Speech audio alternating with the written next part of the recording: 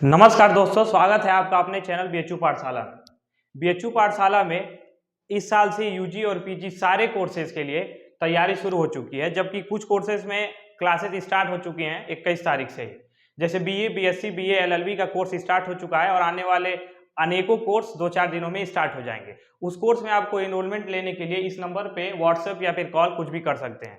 यहाँ का कोर्स देखिए हिंदी सिलेबस है, ये सिर्फ बीएचयू एंट्रेंस के लिए या किसी यूनिवर्सिटी एंट्रेंस के लिए तक सीमित नहीं है। ये आप किसी भी कॉम्पिटिटिव एग्जाम में देंगे, हिंदी इससे बाहर से कहीं नहीं पूछेगा। जो ये सिलेबस है, इससे बाहर हिंदी का सिलेबस नहीं होता है। वनडे एग्जामिनेशन पे बात कर रहा हूँ।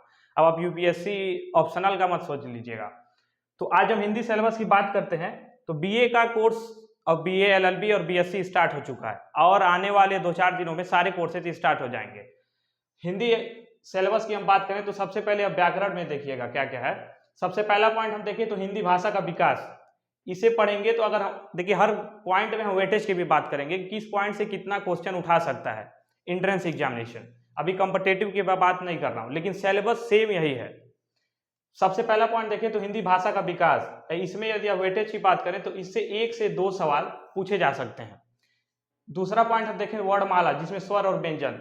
देखिए इससे क्वेश्चन नहीं पूछेगा बहुत। अब आप ये थोड़ी पूछेगा क ख ग कि ये स्वर है कि व्यंजन है, लेकिन ये आपको पढ़ना है आगे की चीजें समझने के लिए। इससे आप एक क्वेश्चन मान के चलिए, क्योंकि ये आपको बेसिकली समझने के लिए पढ़ना है। अगला पॉइंट हम बात करें तो संज्ञा। संज्ञा में आपको 5 प्रकार की संज्ञाएं यहाँ से विस्तृत रूप से पढ़ाई जाएंगी। व्यक्तिवाचक, जातिवाचक, भाववाचक, समूहवाचक और द्रव्यवाचक, जैसा कि आपको सारा दिख रहा होगा। अगले पॉइंट की हम बात करें तो सर्वनाम। सर्वनाम में भी सारे प्रकार आपको पूरे डीप में पढ़ाए जाएंगे। पुरुषवाचक, निश्चयवाचक, अनिश्चयवाचक, संबंधवाचक, प्रश्नवाचक और निजवाचक। देखिए इस पॉइंट पे क्लास जाना शुरू हो चुका है। हिंदी भाषा का विकास पे एक क्लास पेड कोर्स में जा चुका है। इसलिए मैं कह रहा हूं आप लोग जल्दी से जल्दी कोर्स में एनरोल होइए और सफलता पाइए। अगला पॉइंट हम देखें विशेषण। विशेषण में भी सारे पॉइंट को पूरे डीप में पढ़ाया जाएगा। गुणवाचक, संख्यावाचक, परिणामवाचक और सार्वनामिक। अगले स्लाइड पे हम चलते हैं क्रिया विशेषण। क्रिया विशेषण में देखिए आपको कालवाचक, स्थानवाचक, रीतिवाचक और परिमाणवाचक, ये सब पढ़ना है। अब देखिए वाक्य के भेद। वाक्य के भेद अभी तक आप जहां पढ़े होंगे, इंटर में होंगे, यदि एंट्रेंस की तैयारी कर रहे हैं तो इतना इंटर में भी नहीं लिखा रहता है। तो वाक्य के भेद बेसिकली देखिए 2 तरह से पढ़े, अर्थ के आधार पर और रचना के आधार पर। ये आपने देखा होगा, सरल, संयुक्त और मिश्रित, जो कि रचना के आधार पर होता है, जो कि ये सबसे आसान होता है। इसमें थोड़ा सा आपको दिमाग लगाना पड़ेगा। जैसे हम विधानवाचक, निषेधवाचक, प्रश्न, विस्मयादि, आज्ञा, इच्छा, संकेत और संदेहवाचक की बात करें, इसमें थोड़ा सा आपको दिमाग लगा। ये तो एकदम आसान होता है, सरल और संयुक्त और मिश्रित। अगले स्लाइड पे चले। देखिए संधि सबसे इंपॉर्टेंट, इससे 3 से 5 सवाल पूछेगा संधि। और संधि जो है इसमें आपको थोड़ा दिमाग लगा के समझना पड़ेगा। देखिए हिंदी 2 तरीके से पढ़ना है, 2 रास्ते हैं। एक आपको कुछ समझ के पढ़ना पड़े, एक आपको रटना है। 2 तरीके से हिंदी पढ़ना है और दोनों से सवाल पूछते हैं। जैसे रचना, रचनाकारी आपको टोटल रट के जाना है एग्जाम में, और इसको पूरा समझ के जाना है। संधि हो गया, समास, कारक, ये सब आपको समझ के जाना है। तो संधि में आपको 5 पढ़ाए जाएंगे, दीर्घ संधि, गुण संधि, वृद्धि, यण और अयादि। अगला पॉइंट हम बात करें समास। समास में आप देखिए अव्ययीभाव, कर्मधारय, तत्पुरुष, द्वंद्व, द्विग और बहुब्रीहि समास, इसको पूरे डीप में पढ़ाए जाएंगे। समास और संधि ये कहीं ना एक दूसरे से कुछ मिलते जुलते हैं। जैसे आप संधि पढ़ेंगे, सेम उसी रूल, कुछ आधा 50% रूल आपको समास में भी यूज करना है, क्योंकि ये वर्णों का मेल है और शब्दों का मेल है। आगे हम बात करें कारक। कारक में देखिए कर्ता, कर्म, करण, संप्रदान, आपादान, अधिकरण, संबोधन, ये आपने पढ़ा भी होगा। कर्ता ने कर्म को करण से, संप्रदान के द्वारा। तो इस प्रकार से इसको पूरा वाक्य के रूप में हमें पढ़ के समझना है। आगे हम लिंग की बात करें, आपने आज तक पढ़ा होगा स्त्रीलिंग, पुल्लिंग, ये उभय लिंग भी पढ़ाया जाएगा। देखिए उभय लिंग से सवाल अभी तक नहीं पूछा गया, लेकिन हम वो हर एक पॉइंट डिस्कस करेंगे जिससे सवाल बनने के संभवतः चांस हैं, क्योंकि हम लोग एक पॉइंट भी नहीं छोड़ेंगे जिससे आप ये कहें कि ये नहीं पढ़े थे तो मिस हो गया। आगे हम चलें अगले पॉइंट पे, रस पढ़ना है। रस अलंकार आप इंटर में भी अभी पढ़ के एग्जाम देंगे, बोर्ड में भी। तो श्रृंगार रस, वीर, शांत, करुण रस, हास्य, रौद्र, भयानक, विभत्स, वात्सल्य, अद्भुत और भक्ति रस। आप अभी 12th में होंगे, उसे में आप सिर्फ श्रृंगार, वीर, शांत, करुण, हास्य पढ़ रहे होंगे। आगे हम अलंकार की बात करें तो शब्दालंकार, अर्थालंकार, उभयालंकार। शब्दालंकार 3 प्रकार के होते हैं, अनुप्रास, यमक और श्लेष। अर्थालंकार देखिए उपमा, रूपक, उत्प्रेक्षा, संदेह, अतिशयोक्ति और मानवीकरण अलंकार। उभयालंकार की कोई भाग नहीं होते हैं, लेकिन इसको पूरा पढ़ाया जाएगा उभयालंकार क्या होता है। आगे हम चले तो कि छंद।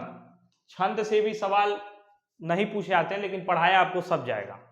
छंद में आप देखिए मात्रिक, वर्णिक और मुक्तक छंद। अब मात्रिक में देखिए तो रोला, दोहा, सोरठा, चौपाई, ये आप अभी भी पढ़ रहे होंगे, 12th में है तो इतना पढ़ाया जाएगा, इससे इंटर में क्वेश्चन पूछता है हिंदी अगर लिए हैं। फिर वर्वय, कुंडलियां, हरगीतिका और छप्पय, ये भी आपको 4 पॉइंट पढ़ाए जाएंगे। फिर वर्णी की बात करें तो सवैया और कवित, मुक्तक अकेला है। आगे की साइड पे हम चले तो देखेंगे हम शब्द विचार। अब देखिए सबसे जरूरी, अगर हमने बताया 2 तरीके होते हैं, एक आपको समझ के जाना है एग्जाम देने और एक रट के, 2 हुआ। अब समझ वाले में देखिए तो उससे मान के चलिए 10 से 12 सवाल आपको कॉन्सेप्ट समझ के जाना है एग्जाम देने, और ये हुआ जैसे परवाची, इसमें क्या समझना आपको रटना है इसको, विलोम शब्द, तत्सम तद्भव, इससे मान के चलिए 18 से 20 सवाल वेटेज इसका रहता है शब्द विचार में। आगे अभी हम रचना रचनाकार आपको दिखा रहे हैं। फिर देखिए उपसर्ग, प्रत्यय, मुहावरा, लोकोक्तियां, वर्तनी संबंधित अशुद्धि और वाक्यांश के लिए एक शब्द। आगे देखिए सबसे इंपॉर्टेंट स्लाइड ये है, साहित्य में आप जाएंगे। जो मैंने 18 से 20 क्वेश्चन आपको बताएं, उसमें से भी यदि ज्यादा वेटेज की बात करें तो वो यहीं से उठाता है। हिंदी में सर्वप्रथम देखिए, आपको ये देखिए जीके जीएस वाला फील आएगा, इसमें ये नहीं, इसमें हिंदी के जो कवि रहे हैं उनके बारे में, सर्वप्रथम किनको सम्मानित किया गया था, सर्वप्रथम किसने कहानी लिखा था, उस प्रकार के सारे इसमें सवाल कराए जाएंगे। फिर काल विभाजन की हम बात करेंगे, आदिकाल, भक्ति काल, रीतिकाल, आधुनिक काल। आगे देखिए सबसे इंपॉर्टेंट रचना और रचनाकार। यदि आपने प्रीवियस ईयर का कोई भी क्वेश्चन उठाया होगा हिंदी का, आपको पता है अभी तक 30 सवाल पूछे जाते हैं। जब हम दिए थे यानी पिछले साल 120 नंबर का वेटेज सिर्फ हिंदी से ही था, जो कि एक बहुत बड़ा वेटेज होता है सफलता के लिए। तो आप प्रीवियस ईयर पेपर देखेंगे तो रचना रचनाकार से सबसे ज्यादा क्वेश्चन पूछे जाते हैं। 4-5 सवाल तो सिर्फ रचना रचनाकार से पूछे गए थे मेरे टाइम पे। आगे हम देखें तो पत्र पत्रिका और संपादक पढ़ेंगे। फिर जीवन परिचय, जीवन परिचय में देख लेंगे बड़े बड़े लेखक और कवि का जन्म कब हुआ था, इनकी मृत्यु कब हुई, किस सन में इन्हों साहित्य अकादमी पुरस्कार दिया गया था, वगैरह जितने भी क्वेश्चन बनेंगे उसका जिक्र किया जाएगा। लास्ट हम देखें तो उक्तियां और पंक्तियां। फिर प्रमुख उपनाम, यानी किस कवि को, किस जो भी कवि महान बन जाता है, बहुत बड़े अहदे पे चला तो उनको कोई एक नाम दे दिया जाता है, उपनाम, तो प्रमुख उपनाम में पढ़ेंगे। फिर पुरस्कार और उपाधि पढ़ेंगे लास्ट में। ये लास्ट टॉपिक है मेरा, पुरस्कार और उपाधि। तो जैसा कि मैंने आपको शुरुआत में बताया, हिंदी की क्लासेस स्टार्ट हो चुकी हैं, बीए में सारी क्लासेस लगभग स्टार्ट हो चुकी हैं, बीएलएलबी, बीएससी की भी स्टार्ट हो चुकी हैं। आपको किसी भी कोर्स में एनरोल होने के लिए इस नंबर पे आप व्हाट्सअप या कॉल कुछ भी कर सकते हैं और जानकारी ले सकते हैं। तो इसी के साथ इस वीडियो को समाप्त करते हैं, फिर मिलते हैं अगले वीडियो में। धन्यवाद।